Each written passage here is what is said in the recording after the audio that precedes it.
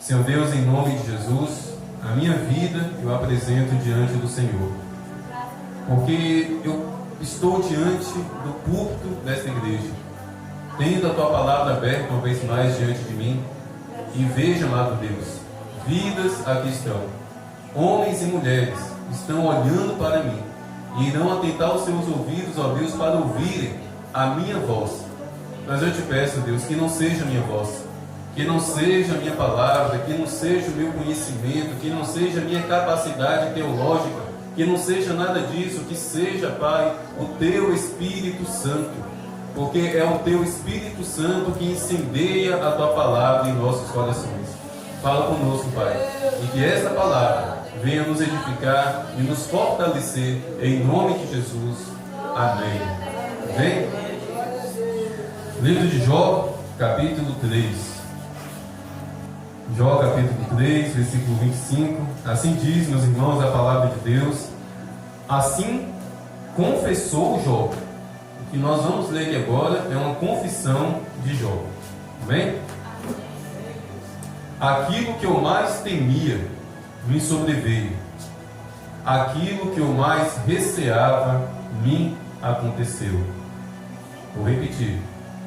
Aquilo que eu mais temia, ou seja, aquilo que eu mais sentia medo, me sobreveio, e o que eu mais receava me aconteceu. Amém? Amém. Meus irmãos, todas as minhas pregações, seja sexta, terça ou domingo, são frutos de dádivas do Espírito Santo que vem ao meu coração. Essa palavra aqui especialmente veio na segunda-feira. Na segunda-feira, eu estava... Na segunda-feira não, na sexta-feira. Foi na sexta-feira pela manhã. Estava na casa do irmão Simvaldo e da irmã Daiane, e aconselhando ali, Deus me levou esse versículo. E a partir de então, comecei a meditar.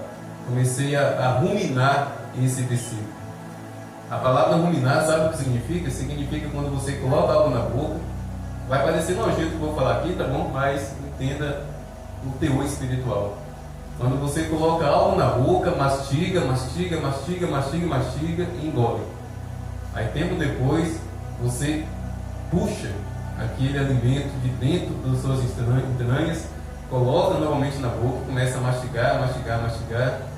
Os camelos fazem isso, as vacas fazem isso para aproveitar o máximo de nutrientes. Assim também nós temos que fazer com a palavra de Deus. A palavra de Deus não pode ser lida de forma rápida, de forma correndo, desesperada. A palavra de Deus, se Deus te fazer parar um único versículo, fique naquele versículo. Tem um tesouro muito grande ali. E um tesouro eu encontrei nesse versículo, nessa confissão de Jó. Aquilo que eu mais temia me sobreveio, aquilo que eu mais receava me aconteceu. O que aconteceu com Jó? Nós conhecemos a história de Jó. Jó, em um curto período de tempo, talvez assim, um período assim de um ano, vamos assim dizer, não tem como saber se foi assim em dias, todas aquelas tragédias que aconteceu com ele, mas vamos tomar como raciocínio isso. Foi num período assim de 12 meses. Então, dentro de um período de um ano, Jó perdeu os 10 filhos, Jó perdeu a sua riqueza, e já beirando ali o Natal, o Ano Novo, uma doença terrível assola aquele homem da cabeça à planta dos pés. Tumores, furúnculos terríveis assolou a vida daquele homem, e a Bíblia faz questão de dizer que até a sola dos pés dele estava ali tomada de furúnculo. Foi um ano terrível, foi um ano totalmente atribulado na vida daquele homem. E o engraçado é que a Bíblia faz questão de dizer que Jó era um homem íntegro, era um homem reto, era um homem temente a Deus, era um homem que fazia orações e intercessões em favor dos filhos, com medo de que algum deles tivesse pecado. Se ele fazia isso, certamente os filhos dele não tinham o mesmo temor que ele tinha. Mas ele, um homem de oração, um homem derramado diante de Deus, clamava e intercedia pelos filhos. Jó, no seu caráter, na sua integridade, diante de Deus e diante dos homens, não tinha nenhum defeito. Mas havia algo ali, nas entranhas da alma de Jó. Havia um medo e havia um receio. Jó talvez não demonstrasse, Jó talvez não falasse para ninguém, até porque naquele tempo, e um pouquinho ainda hoje, Muitos homens são tão másculos, mas tão másculos, que não gostam de demonstrar fraqueza. E naquele tempo era ainda pior. O homem tinha que ser forte. O homem de fato não chorava. O homem de fato tinha que ser um baluarte poderoso ali na sua família e ao redor dele. Mas de repente tudo isso ali estava dentro de Jó. Aquele medo e aquele receio. Medo de quê? Medo de os filhos morrerem, medo de ficar pobre e medo de ficar doente. E foi aí, meus irmãos, que Satanás encontrou um alvo para atacar. Porque embora Satanás tenha recebido de Deus a permissão para tocar na vida de Jó, ainda assim Satanás teve que ter um trabalho de rodear Jó para encontrar onde atacar. Porque Satanás, meus irmãos, ele não nos ataca de qualquer jeito. Não pense que Satanás é burro, não pense que Satanás é ignorante, não pense que Satanás é desorganizado. Ele atentamente nos observa. Ele atentamente nos observa para lançar um ataque justamente naquela área onde nós estamos carentes, onde nós estamos fracos. E a fraqueza de Jó era justamente nessa área. Por mais que ele fosse temente, por mais que ele fosse um homem íntegro diante de Deus, lá na alma dele, na mente dele havia um medo. Havia um medo ali enclausurado. Talvez esse medo fosse até algo mais profundo. Talvez uma depressão, uma ansiedade, uma síndrome de pânico. Talvez muitas e muitas vezes Jó se via naquela situação de apavoro, de totalmente apavorado. Estava tudo bem com os filhos, estava tudo bem com a sua fortuna, estava tudo bem com a sua saúde, mas ele tinha a sensação de que a qualquer momento uma tragédia iria acontecer. Satanás farejou esse medo e falou: opa, é aí que eu vou conseguir derrubar esse homem. Se eu atacar ele justamente naquilo que ele tem medo, certamente ele vai amaldiçoar o Deus dele. E Satanás fez isso. Satanás lançou um ataque feroz contra a vida de Jó, contra aquela fraqueza que Satanás conseguiu detectar. O apóstolo Pedro, na primeira carta que ele escreveu, capítulo 5, versículo 8, o apóstolo Pedro deixa isso bem claro, meus irmãos, que Satanás, ele nos rodeia como um leão. Foi uma revelação do Espírito Santo de como Satanás se porta ao nosso derredor, procurando uma brecha, procurando uma fraqueza para atacar. E como fiquei maravilhado quando, algum tempo atrás, assistindo um documentário sobre vida selvagem, falando justamente sobre os leões. Era um documentário que explicava a tática dos leões. Os leões se reúnem para caçar, geralmente as leoas. O leão fica só de boa lá esperando a mulherada trabalhar. As leoas é que partem para cima do ataque. Mas olha só que interessante, as leoas, elas, quando encontram um bando de animais, uma manada de búfalos ou qualquer outro bando ali de animais, elas procuram no meio daqueles animais, e são muitos animais, são dezenas, são centenas de animais ali reunidos. Eles ficam observando, procurando os filhotes ou os animais mais velhos, ou aqueles que estão com algum machucado. Elas não focam naqueles saudáveis, elas vão naqueles que por algum motivo têm uma fraqueza. Ou a fraqueza de serem filhotinhos, que não conseguem correr muito, ou de serem animais velhos, ou que estão machucados. Por quê? Porque também não conseguem correr muito. E aí eu entendo porque o apóstolo Pedro teve essa revelação, de que Satanás nos odeia como um leão, porque da mesma forma, Satanás fica tentando encontrar uma fraqueza. Encontrar, meus irmãos, uma brecha. Encontrar, meus irmãos, algo que possa se tornar um alvo para ele. A depressão, meus irmãos, a síndrome do pânico, a ansiedade, não é uma fraqueza espiritual. É necessário deixar isso bem claro. É doença. São doenças emocionais. São doenças que afetam a alma, as emoções, e que replicam no corpo da pessoa, no organismo da pessoa. A pessoa sente algo que ela não está sentindo. A pessoa tem medo de algo que ela não está vendo. A pessoa se sente perseguida e oprimida, sendo que ao redor dela não tem absolutamente nada a oprimir. Assim são essas doenças, mas não é fraqueza espiritual, não é falta de fé, não é falta de Deus no coração, são doenças. Mas o problema é que eu tenho observado algo bem interessante, sabe, meus irmãos, na vida de pessoas que enfrentam problemas emocionais. Todas as pessoas que eu conheço, e eu falo pessoas que estão na igreja, todas as pessoas que eu conheço que estão enfrentando problemas de depressão, síndrome do pânico, ansiedade, elas têm uma dificuldade terrível de orar. Elas simplesmente não oram. Elas simplesmente não conseguem passar ao menos 10 minutos em oração. E é aí que entra a fraqueza.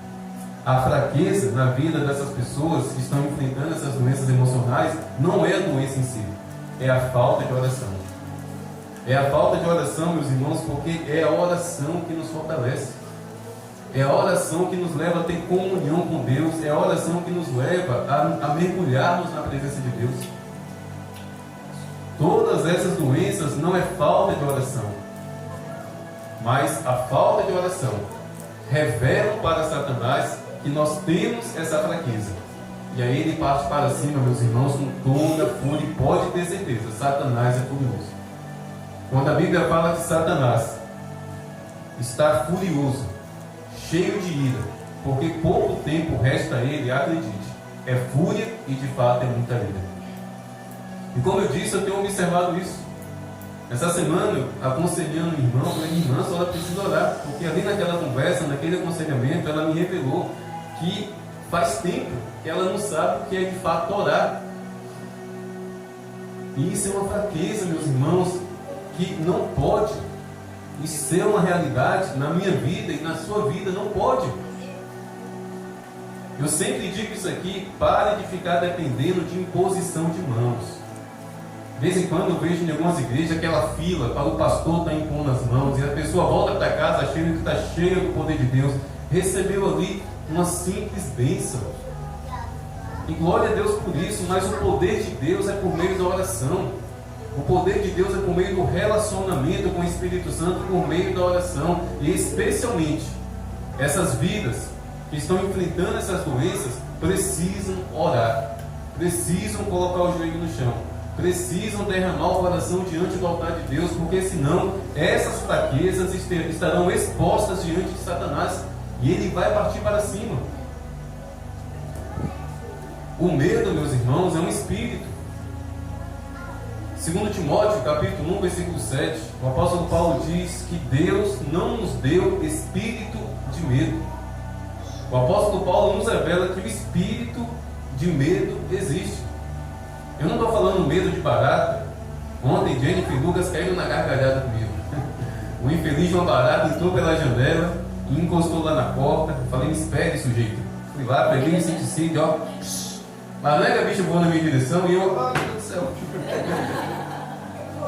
Não é que eu tenho medo de barata, eu tenho nojo, só que aquela criatura voando parece um demônio. Misericórdia.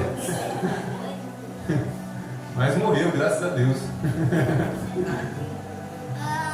Não é simples medo de barata, não é um simples medo de aranha, porque isso é normal você ter medo desses bichos, é normal você ter medo de se queimar. Mas, meus irmãos, aquele medo que te paralisa, aquele medo que te impede de ir para a igreja, aquele medo que te faz ter uma sensação que o próprio Satanás está fungando no seu cangote, é um espírito. É um espírito. Aquele medo que faz o seu corpo gelar como se você estivesse morrendo, é um espírito. E esse espírito é como uma garra de Satanás adentrando por uma fraqueza. A depressão, a ansiedade, a síndrome do pânico, não, são doenças. A fraqueza da falta de oração, a fraqueza da falta de uma vida de clamor. Meus irmãos, eu não estou colocando vocês exigente com vocês. Se vocês não costumam orar, se vocês não conseguirem entrar nesse lugar chamado oração, não sejam exigentes não. Comece com 5 minutos, depois aumente para 10, depois aumente para 15. Não tente começar com 30, 40, 50 minutos, que vocês vão se decepcionar, mas começa, nem que seja com 5 minutos.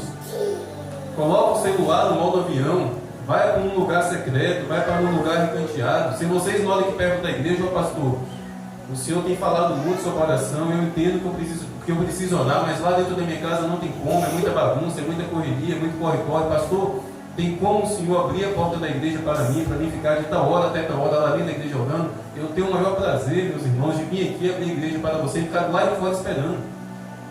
Se eu pudesse, eu trancava você aqui dentro, eu só vim buscar no outro dia. Mas é preciso orar, é preciso clamar. Meus irmãos, crente que passa o dia inteiro sem ao menos passar 10 minutos em oração na presença de Deus, quer ser saco de pancada do capeta. Não tem outra revelação, não, é essa. Crente que não ora é saco de pancada do diabo. O apóstolo Paulo foi um homem que muito recebeu a revelação de Deus a respeito da oração, e no livro de Efésios, quando ele fala a respeito da armadura, Efésios capítulo 6, versículo 10, ele diz: fortalecei-vos no Senhor e na força do seu poder. Mas o apóstolo Paulo, ele não só dá essa orientação: ó, vocês precisam se fortalecer no Senhor e na força do seu poder. No versículo 10 ele traz essa orientação, mas no versículo 18 ele diz como? Orando em todo tempo. Orando em todo tempo. Ah, pastor, ore por mim para Deus me fortalecer. Vai orar, criatura. Não existe outro meio, é oração. A oração faz com que o poder e a força do poder de Deus venha sobre nós, é derramado sobre nossas vidas. Ah, pastor, mas eu estou fraco. Ah, pastor, mas eu estou angustiado. Ah, pastor, mas eu estou dilacerado. Você sabia que é justamente a angústia, a miséria, o sofrimento, o combustível da oração? O salmista Davi, Salmo 18, versículo 6: na minha angústia eu invoquei o nome do Senhor, eu gritei por socorro ao meu Deus. Na minha alegria, na minha felicidade, no meu momento de férias na Icaraíba, não, na minha angústia. Meus irmãos, se a sua angústia, se o seu sofrimento não está te levando a orar, acredite, nada mais vai te levar a orar. Nada mais. É justamente nesses momentos, meus irmãos, que temos que tomar a decisão. E entenda uma coisa: o Espírito Santo nos ensina a orar. O Espírito Santo não ora por nós, não. O Espírito Santo não ora por nós, não. Ele intercede por nós, a respeito de nossas fraquezas. Mas a respeito da nossa decisão de orar, a respeito do nosso relacionamento com Deus, é uma decisão que eu e você temos que tomar. Não espere o Espírito Santo fazer isso por você, não.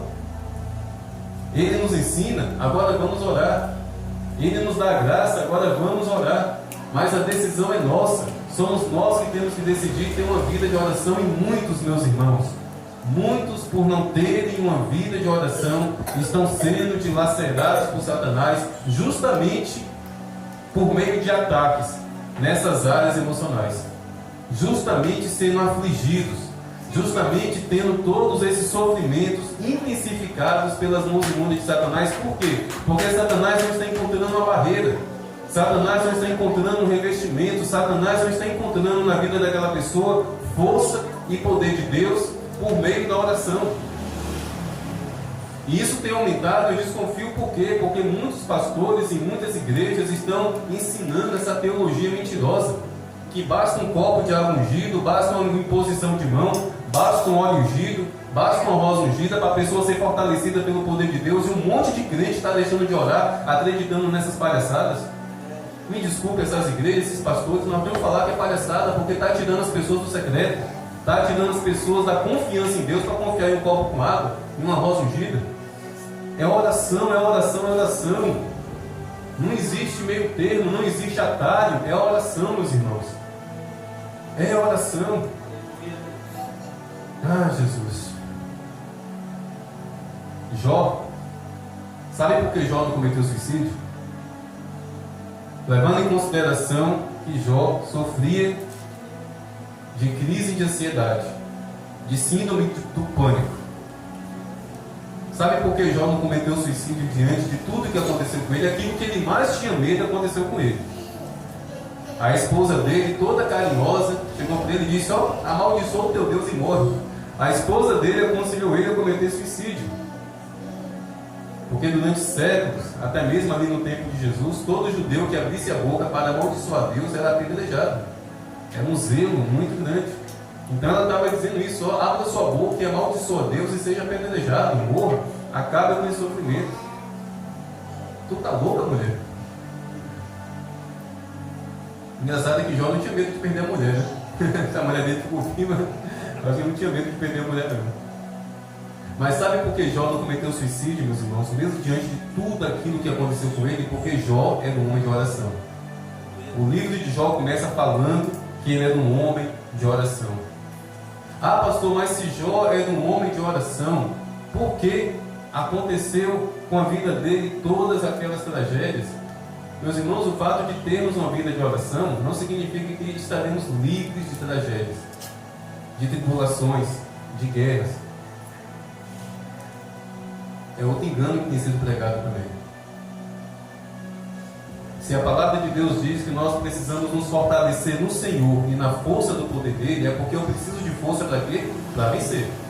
Eu preciso de força para batalhar. A força de Deus, meus irmãos, não é somente para sapatearmos na igreja, sentirmos arrepio, é para nos fortalecermos diante dos dias maus, é para nos fortalecer diante da morte que nos persegue dia após dia, é para nos fortalecer neste mundo que jaz no maligno. E Jó, ele era fortalecido. Por mais que Satanás ali tenha encontrado uma brecha, aquele medo, aquele receio, logo Jó se levantou. Satanás não conseguiu levar aquele homem à morte. Porque lembra que Deus proibiu Satanás de tocar na vida de Jó? Tudo bem, faça o que você quiser com ele, só poupe a vida dele. Mas diante daquele sofrimento, Jó poderia tirar a própria vida. Quantas pessoas por muito menos tiram a própria vida? Quantas pessoas por muito menos dá cabo da própria existência? Mas Jó permaneceu firme. Sabe por quê? Porque o tanto que Jó orou, a vida de oração que Jó viveu, todas aquelas madrugadas clamando e intercedendo pelo filho dele, gerou em Jó um fortalecimento. E foi esse fortalecimento que manteve o espírito dele firme, mesmo ele caído no chão, com um pedaço de telha coçando aqueles furúnculos. Mesmo naquela situação, o espírito dele estava forte e inabalável. E por que eu sei que Jó permaneceu forte e inabalável? Fruto de uma vida de oração.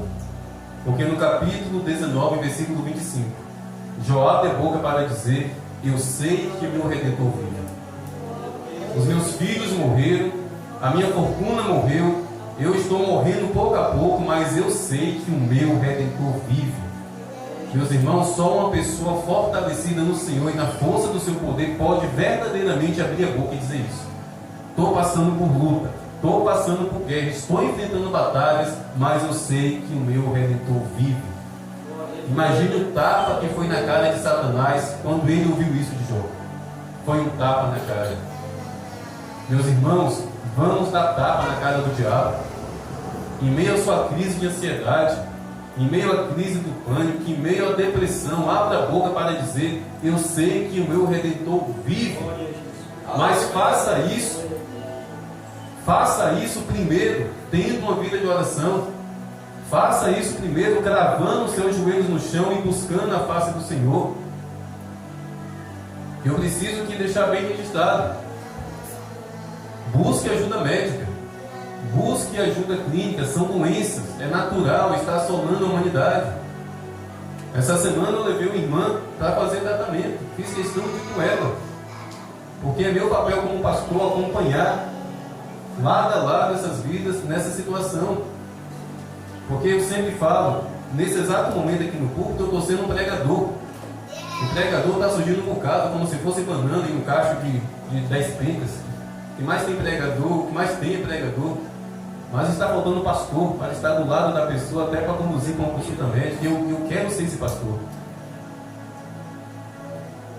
Estou duvidando do poder de Deus, conduzindo essa irmã a um tratamento clínico, psiquiátrico? Não. Aí sim eu estou tendo fé em Deus, na sabedoria, no conhecimento que Deus tem derramado sobre os homens, para adquirir esse conhecimento, para ajudar as pessoas.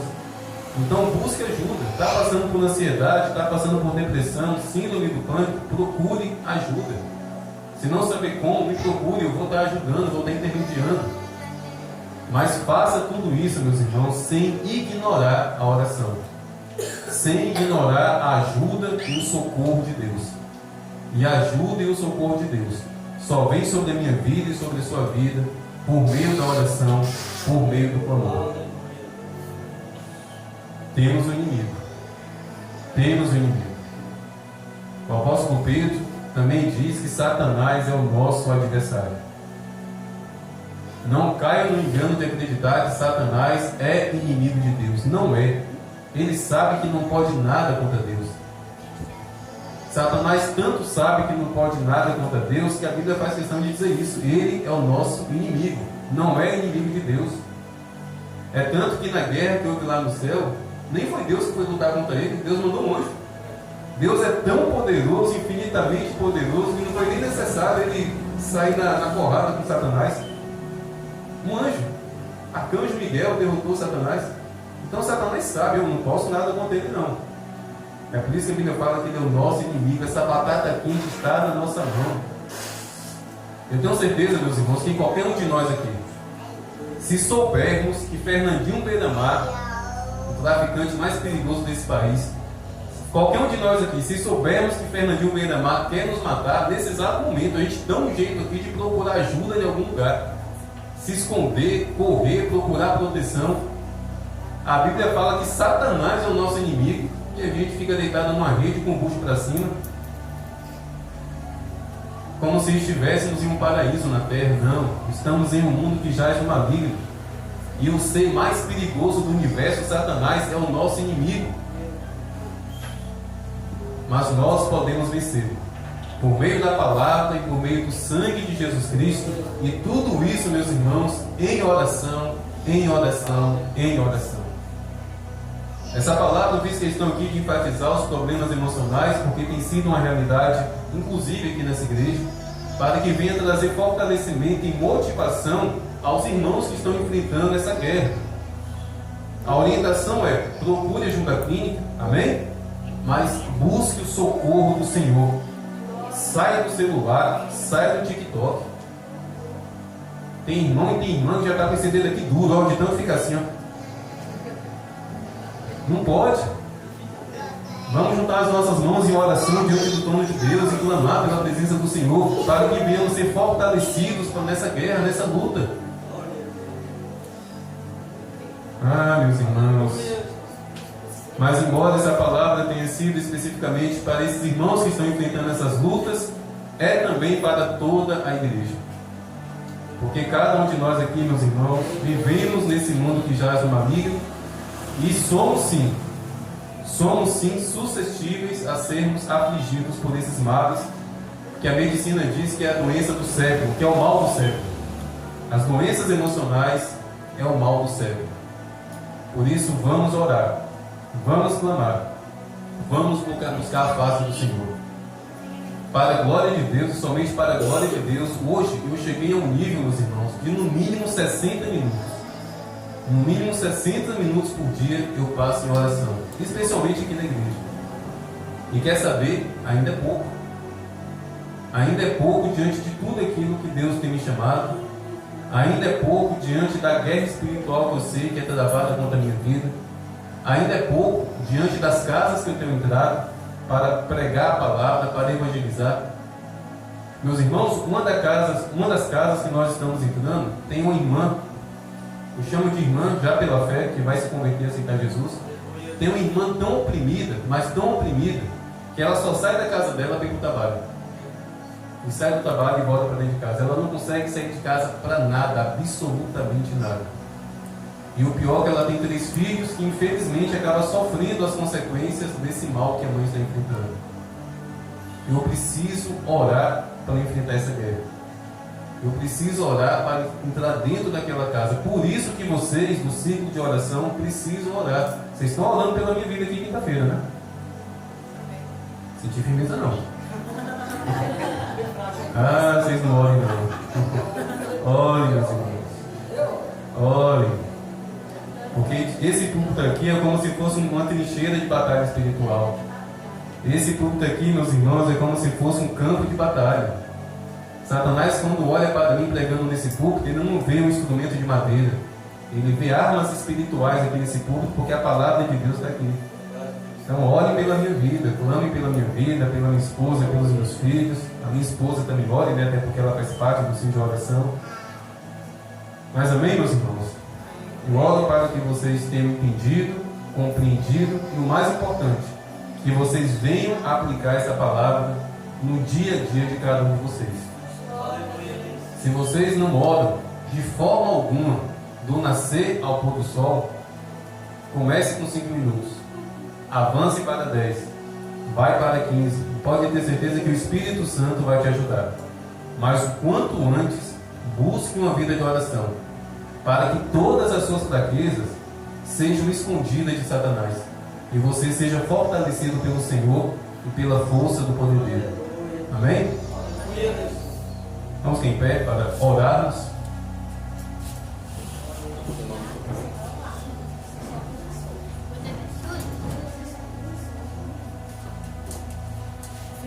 Eu vou fazer algo aqui que eu não costumo fazer, mas direcionado pelo Espírito Santo aqui, eu vou fazer.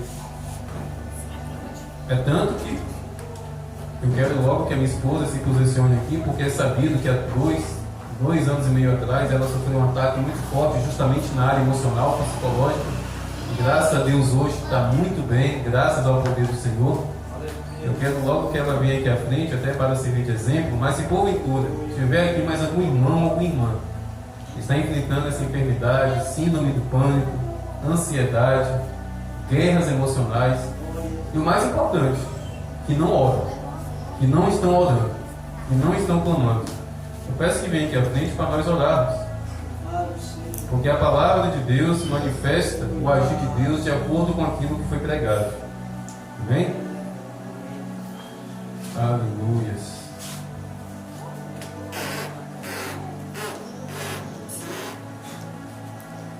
Lucas, senta lá na cadeira, por favor. Vocês vão fechar os seus olhos. Eu não vou impor minhas mãos sobre vocês. A imposição de mãos é bíblica, mas a direção que Deus traz no meu coração agora não é impor as mãos sobre vocês. Vocês são mulheres de Deus. Vocês receberam Jesus como único e suficiente Salvador. O Espírito Santo de Deus já está habitando no coração de cada uma de vocês. A mão de Deus já está imposta sobre a vida de vocês. Por isso eu vou somente orar. E eu peço que o restante dos irmãos estejam atentos em espírito de oração. Amém? Senhor Deus, em nome do Teu Filho Jesus Cristo. Eis, amado Deus, as Tuas filhas. Elas vieram aqui à frente, não somente revelando para a igreja que enfrentam essas lutas, essas guerras, essas enfermidades, mas diante do que aqui foi pregado, revelando também, Deus, que precisam se aprofundar mais e mais na oração e no temor e no tremor diante do Teu trono, com os seus joelhos no chão, buscando a força e o poder do Senhor. Ó Deus, a respeito das enfermidades, a respeito da depressão, da ansiedade, da síndrome do pânico, a respeito dessa doença que tem afligido a mente e a alma dessas mulheres, eu peço que o Teu bálsamo de cura, Senhor, seja derramado sobre elas agora. Que o Senhor esteja passando a Tua mão, a Tua mão que foi furada ali naquela cruz, que essa mesma mão, Deus, esteja passando agora na mente, na alma e no coração dessas mulheres, removendo e arrancando essa enfermidade em nome do Teu Filho Jesus Cristo. E de igual maneira, Pai, eu peço que o Teu Espírito Santo venha colocar uma brasa de fogo no coração dessas mulheres, e que essa brasa de fogo venha incomodá-las, Deus amado, a orar, a clamar, que elas venham sentir insatisfação, que elas venham se sentir constrangidas, amado Deus, a orarem, a clamarem, a buscarem a Tua face, sendo assim fortalecidas no Senhor e na força do Teu poder. Em nome do Senhor Jesus, Pai, que o Teu Espírito Santo esteja levando essas mulheres a se tornarem labaredas de fogo, e que essas labaredas de fogo sejam alimentadas pelas brasas vivas que o Senhor derrama sobre todos aqueles que oram e que têm uma vida de oração.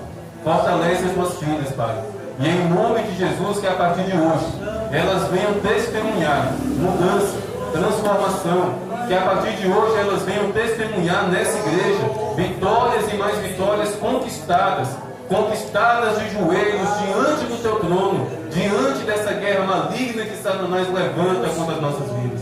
Eu declaro o sangue de Jesus sobre essas mulheres e profetizo, Pai, guerreiras de oração, lavaderas de fogo em Tuas mãos, fortalecidas no Senhor e na força do Teu poder, em nome de Jesus. Amém. Amém? Aplauda o Senhor. Aleluia.